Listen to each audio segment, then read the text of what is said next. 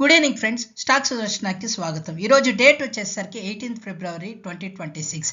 నిన్న వీడియోలో మనం డిస్కస్ చేసిన స్టాక్స్ ఈరోజు మార్కెట్ అవర్స్లో మనం అనుకున్న డైరెక్షన్లోనే వెళ్ళాయి.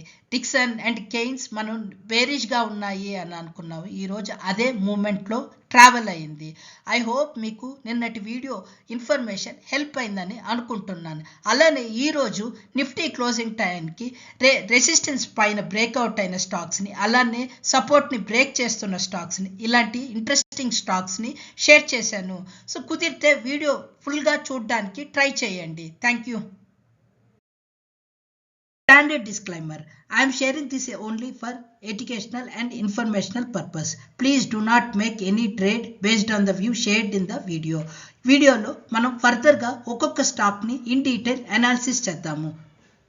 ఈరోజు మన ఫస్ట్ రెసిస్టెన్స్ పైన క్లోజ్ అవుతున్న స్టాక్ కనుక చూసినట్టయితే ఇండియన్ బ్యాంక్. నిన్న కూడా మనం మాట్లాడుకున్నాము. సో ఈ స్టాక్ ఈరోజు మనం చూసినట్టయితే దాని యొక్క ప్రీవియస్ రెసిస్టెన్స్ 915, దానిపైన ఈరోజు క్లోజ్ అయ్యి నియర్లీ 938 దాకా వెళ్ళింది. సో ఇప్పుడు మనం కనుక గమనించినట్టయితే ఆర్ఎస్ఐ మనకి ఈరోజు 64 లాగా చూపిస్తుంది. బట్ వాల్యూమ్ కనుక చూసినట్టయితే మనకి గత 3 రోజులుగా వాల్యూమ్ కూడా పెరుగుతుంది. At the same time delivery volume కూడా పెరుగుతున్నట్టు అర్థమవుతుంది. సో ఇది మనకి ఇండియన్ బ్యాంక్ ఒక స్టేటస్. మన ఇంకొక స్టాక్ కనుక చూసినట్టయితే రెసిస్టెన్స్ పైన క్లోజ్ అవుతున్న స్టాక్ పాలీక్యాబ్ ఇండియా లిమిటెడ్. మనం ఈరోజు కనుక చూసినట్టయితే పాలీక్యాబ్ మనకి రీసెంట్ ఫాల్లో 6800 దాకా వచ్చి అది ఇప్పుడు మనకి రిజల్ట్స్ తర్వాత ఒక గ్యాప్ అప్ ఓపెన్ అయ్యి కంటిన్యూ చేస్తూ ఉంది. ఇప్పుడు కనుక చూసినట్టయితే మనకి దాని యొక్క ప్రీవియస్ డబుల్ టాప్ ఫామ్ అయింది ఇదే ప్రైస్లో 7800 దగ్గర. సో ఈసారి మనకి అదే ప్రైస్కి వచ్చి క్లోజ్ అయింది. మేబీ ఈ కమింగ్ డేస్లో ఈ లెవెల్ ఆఫ్ సపోర్ట్ని బ్రేక్ చేసి పైకి వెళ్తుందా అని, లేదా కిందకి వచ్చి క్లోజ్ అవుతుందా, ఎక్కడన్నా సపోర్ట్ తీసుకొని మళ్ళీ బౌన్స్ అవుతుందా అనేది మనకి రానున్న రోజుల్లో తెలియాల్సింది. బట్ ఆర్ఎస్ఐ కూడా మనకి 60 దగ్గర ఉంది, కొద్దిగా ఫేవరబుల్ కండిషన్లోనే ఉంది. సో ఇది కూడా మన వాచ్ లిస్ట్లో యాడ్ చేసుకోవచ్చు. మనం ఇంకొక బుల్లి స్టాక్ కనుక చూసినట్టయితే రెసిస్టెన్స్ పైన క్లోజ్ అవుతున్నది AU small finance bank. So AU small finance bank కనుక చూసినట్టయితే ఇది కొన్ని రోజులుగా మనకి ఒక కన్సల్టేషన్ ఫేజ్లోనే నడిచింది. 965 మనకి దాని యొక్క సపోర్ట్ లాగా కనిపిస్తూ ఉంది. ఓవరాల్గా ఇది ఒక లాస్ట్ 2 మంత్స్గా ఇదే ప్రైస్ బ్యాండ్లో మనకి ట్రేడ్ అవుతుంది. ఇప్పుడు దాని ఒక రెసిస్టెన్స్ దగ్గర వచ్చి క్లోజ్ అయింది. మేబీ దీని అబో రెసిస్టెన్స్ వెళ్తే మనం ఒకసారి దీన్ని మన వాచ్ లిస్ట్లో యాడ్ చేసుకోవచ్చు. సేమ్ ఇంకొక స్టాక్ కూడా మనం చూసినట్టే బజాజ్ ఆటో మనకి దాని యొక్క ప్రీవియస్ హై 9930 దగ్గర ఉన్నది. ఈరోజు ఆ పైన ప్రైస్ క్లోజ్ అయ్యి మనకి కనిపిస్తుంది. ఆర్ఎస్ఐ 65 ఉంది, but little bit of warning జోన్లో ఉంది. బట్ ఈరోజు మనకి హ్యూజ్ వాల్యూమ్ జరిగినట్టు ప్రీవియస్ డేస్తో కంపేర్ చేస్తే ఒకసారి అర్థమవుతుంది. సో ఇది కూడా మన వాచ్ లిస్ట్లో యాడ్ చేసుకోవచ్చు. ఇప్పుడు మనము లోయర్ లెవెల్ నుంచి బౌన్స్ బ్యాక్ అవుతున్న ఒక స్టాక్ చూసినట్టయితే హెచ్డిఎఫ్సి లైఫ్ ఇన్సూరెన్స్ లిమిటెడ్.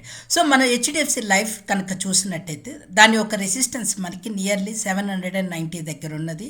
అది లోయర్ హై ఫామ్ చేసుకుంటూ దాని యొక్క సపోర్ట్ 700 దగ్గర వచ్చి ఆగింది. సో లాస్ట్ 3 రోజులుగా చూసినట్టయితే ఈ లెవెల్ ఆఫ్ సపోర్ట్ని తీసుకొని ఈరోజు ఒక లాంగ్ బుల్లిష్ క్యాండిల్ ఫామ్ అయింది. సో దీని యొక్క రెసిస్టెన్స్ లాగా కనిపిస్తూ ఉంది. ఆర్ఎస్ఐ మనకి కొద్దిగా ఫేవరబుల్ జోన్లోనే ఉన్నట్టు కనపడుతుంది. సో ఇది కూడా మన వాచ్ లిస్ట్లో యాడ్ చేసుకోవచ్చు. అలానే ఇంకొక మనము లోయర్ సైడ్ నుంచి బౌన్స్ బ్యాక్ అవుతున్న స్టాక్ కనుక చూసినట్టయితే యూకో బ్యాంక్ మనకి దాని యొక్క హై 33 నుంచి మనకి లోయర్ హై ఫామ్ చేసుకుంటూ ఒక లెవెల్ ఆఫ్ సపోర్ట్ 28 దగ్గరకు వచ్చింది. గత 2 రోజులుగా చూసినట్టయితే మనకి 2 స్ట్రాంగ్ బుల్లిష్ క్యాండిల్ ఫామ్ అవుతున్నట్టు అర్థమవుతుంది. అలానే వాల్యూమ్ కూడా ఇంక్రీజ్ అవుతుంది. ఆర్ఎస్ఐ కూడా కొద్దిగా మనకి ఫేవరబుల్ జోన్లో ఉన్నట్టు కనపడుతుంది. ఇప్పుడు మనము సపోర్ట్ని బ్రేక్ చేస్తున్న స్టాక్ కనుక చూసినట్టయితే బిర్లా సాఫ్ట్ మనకి రీసెంట్గా ఒక మంచి ర్యాలీ జరిగి దాని యొక్క హై 460కి వెళ్ళి లాస్ట్ 5 డేస్లోనే ఈ లో నుంచి వెళ్ళిన హై ప్రైసెస్ని అది మనకి లాస్ట్ 5 డేస్లో కరెక్ట్ అయిపోయింది. కనుక చూసినట్టయితే మనకి లాంగ్ బేరిష్ క్యాండిల్తో మనకి దాని యొక్క ప్రీవియస్ సపోర్ట్ని బ్రేక్ చేస్తున్నట్టు అర్థమవుతుంది. మేబీ ఈ టైంలో ఇన్వెస్టర్స్ ఈ ఐటీ స్టాక్స్ నుంచి బయటకు వచ్చి డేటా సెంటర్ సైడ్ ఉన్న స్టాక్స్ని కాన్సన్ట్రేట్ చేస్తున్నట్టు అర్థమవుతుంది. మనకి ఈరోజు ఈ2ఈ నెట్వర్క్స్ అలానే నెట్వెబ్ టెక్నాలజీస్ కొద్దిగా హయ్యర్ సైడ్ క్లోజ్ అయ్యాయి. మనకి ఇంకొక హయ్యర్ లెవెల్ నుంచి కరెక్ట్ అవుతున్న స్టాక్ చూసినట్టయితే కొచ్చిన్ షిప్ యార్డ్. ఎవరైనా షిప్పింగ్ స్టాక్స్ ఇంట్రెస్టెడ్ ఉన్నట్టయితే మనకి కొచ్చిన్ షిప్ యార్డ్ ఆల్మోస్ట్ 2500 నుంచి కరెక్ట్ అయ్యి నియర్లీ ఇప్పుడు 1500 దగ్గర ట్రేడ్ అవుతుంది. మేబీ ఇది ఈ లెవెల్లో బాటమ్ అయినట్టు అనిపిస్తుంది. బట్ మనకి ఈరోజు హయ్యర్ లెవెల్ నుంచి కొంచెం డౌన్ సైడ్ కనిపిస్తున్నా కూడా బట్ ఆ క్యాండిల్ వచ్చేసి మనకి హ్యాంగింగ్ మ్యాన్ క్యాండిల్ కనిపిస్తుంది. మేబీ ఈ సపోర్ట్ తీసుకుంటుందా లేదు అంటే ఫర్దర్గా డౌన్ఫాల్ అవుతుందా అనేది కమింగ్ డేస్లో మనకి తెలుస్తుంది. ఫ్రెండ్స్, నేను షేర్ చేసిన ఇన్ఫర్మేషన్ మీకు హెల్ప్ అయినట్టయితే ప్లీజ్ మన వీడియోని చివరి వరకు చూడండి. Like, share and subscribe to our channel. కామెక్స్లో మనకి సిల్వర్ అండ్ గోల్డ్ ప్రైజెస్ చూసినట్టయితే గోల్డ్ వచ్చేసి మనకి $4,934 దగ్గర ప్లస్ $30 పెరిగి మనకి ఈరోజు పాజిటివ్గా కనిపిస్తుంది. కామెక్స్లో వచ్చేసి సిల్వర్ వచ్చి $75 దగ్గర ట్రేడ్ అవుతున్నట్టు అర్థమవుతుంది. Other precious metals and base metals prices కింద కనిపిస్తున్నాయి. అలానే మనకి సిల్వర్ ఈటీఎఫ్ ప్రైస్ చూసినట్టయితే సిల్వర్ ఈటీఎఫ్ మనకి ఇండియాలో 223 రూపీస్ దగ్గర మనకి క్లోజ్ అయ్యింది. అలానే గోల్డ్ పీస్ చూసినట్టయితే మనకి 124 రూపీస్ దగ్గర గోల్డ్ పీస్ ఇండియాలో క్లోజ్ అయ్యింది. ఇది సిల్వర్ అండ్ గోల్డ్ ప్రైజెస్ ఒక స్నాప్షాట్. మనం ఫ్యూచర్స్ చూసినట్టయితే లాంగ్స్ ఎక్కడ ఎక్కువ బిల్డ్ అవుతున్నాయి అంటే ఐటీసీలో, ఐఓసీలో, యాక్సిస్ బ్యాంక్లో ఎక్కువ మనకి వాల్యూమ్ మల్టిపుల్తో లాంగ్స్ బిల్డ్ అయ్యాయి. అలానే ఇంకొకటి బ్యాంక్ ఆఫ్ బరోడా, ఏబీ క్యాపిటల్లో ఎక్కువ లాంగ్స్ బిల్డ్ అయ్యాయి.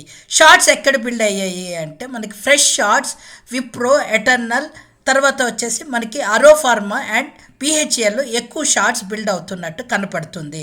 షార్ట్ కవరింగ్ ఎక్కువ ఎక్కడ జరుగుతుంది అంటే హెచ్డిఎఫ్సి లైఫ్లో, టాటా ఎల్ఎక్సీ, టాటా స్టీల్, పెట్రోనెట్, తర్వాత వచ్చేసి మనకి బంధన్ బ్యాంక్లో ఎక్కువ షార్ట్ కవరింగ్ జరుగుతున్నట్టు అర్థమవుతుంది. ఇంకా లాంగ్స్ ఎక్కువ అన్వైండింగ్ ఎక్కడ అవుతున్నాయి అంటే టీసీఎస్లో ఎక్కువ లాంగ్స్ అన్వైండింగ్ అవుతున్నట్టు అర్థమవుతుంది. అంటే నిన్న మనకి ఐటీ స్టాక్స్లో వచ్చిన ఒక స్మాల్ బౌన్స్ బ్యాక్ అక్కడ లాంగ్స్ ఏమన్నా అన్వైండ్ అవుతున్నాయా అనేది కనిపిస్తూ ఉంది.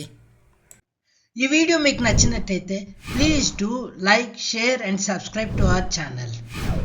Please also give a comment in the comment section. It really encourages us. Thank you.